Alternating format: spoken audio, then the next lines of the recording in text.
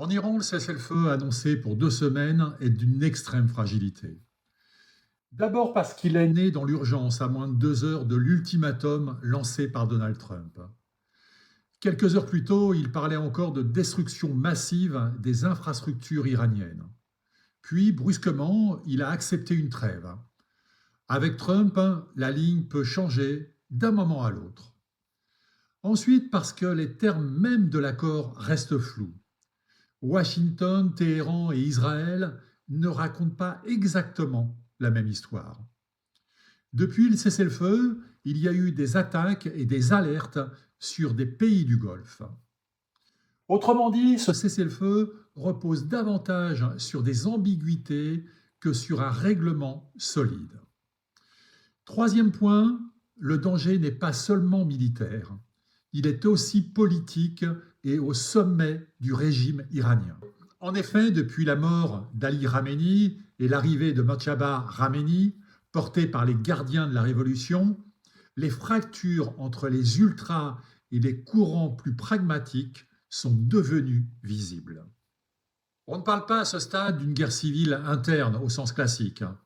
En revanche, on voit clairement une lutte des lignes et du contrôle du pouvoir en interne.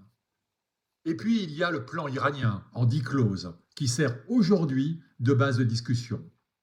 Tout n'est pas public, mais ce qui ressort des versions disponibles, c'est une demande de fin durable de la guerre, l'arrêt des attaques contre l'Iran et ses alliés, un cessez-le-feu élargi, un protocole pour le détroit d'Ormuz, un rôle iranien dans sa gestion, la levée des sanctions, la libération des avoirs gelés, une compensation pour les destructions, un retrait des forces américaines de la région et le maintien de l'enrichissement nucléaire, ce qui, autant dire, reste autant de points qui vont soulever énormément de questions.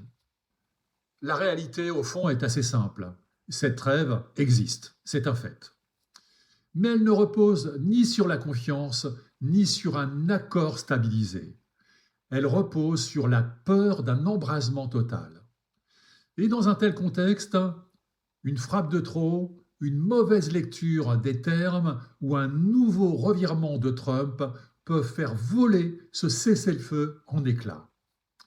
En Iran, le cessez-le-feu ne ferme aucune porte. Il laisse simplement toutes les portes de la guerre entr'ouvertes.